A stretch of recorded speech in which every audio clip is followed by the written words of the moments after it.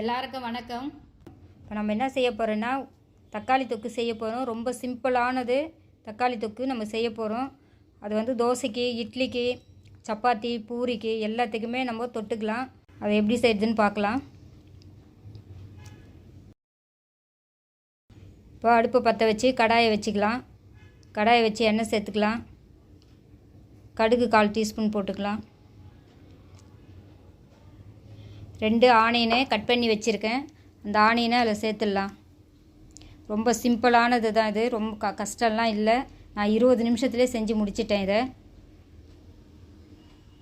இப்போது ஒரு 5 தக்காளி நல்லா ரெட்டாக பழமாக பார்த்து கட் பண்ணி வச்சுருக்கேன். அந்த தக்காளியும் சேர்த்துடலாம். கருவேப்பிலை கொத்தமல்லியும் சேர்த்துடலாம். அதில் நான் 1/2 ஸ்பூனு உப்பு போட்டுக்க போகிறேன். இந்த உப்பு ஏன் நம்ம அதில் போட போகிறோம் அப்படின்னாக்கா, அந்த முதல்லையே அது நல்லா வதங்கி வெந்து வேகிறதுக்காக தான் அந்த உப்பு போடுறது. மூடி போட்டு மூட சொல்ல மூடிட்டோம்னா அந்த உப்போடு நல்லா அந்த தக்காளியும் ஆனியனும் நல்லா வெந்து கிரேவியாக வரும். நமக்கு தக்காளி தொக்கு அவ்வளோ ஊற ஊற ஊற நல்லாயிருக்கும். இப்போ 5 நிமிஷம் தட்டு போட்டு மூடிடலாம். திறந்து பார்த்துடலாம். நல்லா வெந்துருக்குது. இப்போ நல்லா கலரிட்டு நம்ம அதுக்கு மிளகாத்தூள்லாம் சேர்த்துடலாம். நான் வந்து காஷ்மீரி மிளகா பொடியும் வீட்டில் அரைச்ச மிளகா பொடியும் தான் சேர்க்க போகிறேன். வேறு எதுவும் நான் சேர்க்க போகிறதில்ல. இப்போ நல்லா வெந்துடுச்சு. இப்போ மிளகா பொடி, காஷ்மீரி மிளகா பொடி 1 ஸ்பூனு, வீட்டு மிளகா பொடி 1 ஸ்பூனு. இதுக்கு இவ்வளோ தான் இருக்குது. வேறு எதுவும் நான் சேர்க்கலை. இதை நல்லா அந்த எண்ணெய், தக்காளி, வெங்காயத்திலே வதக்கி இப்போ நான் 2 டம்ளர் தண்ணி சேர்க்க போகிறேன்.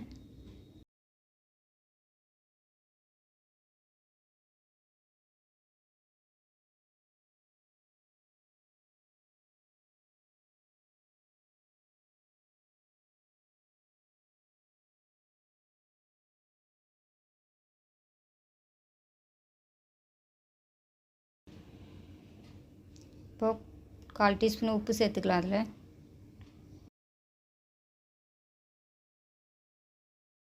ஒரு 10 நிமிஷத்துக்கு மூடி போட்டுடலாம். நல்லா தக்காளி தொக்கு நமக்கு குயிக்காக கிடச்சிடுச்சு.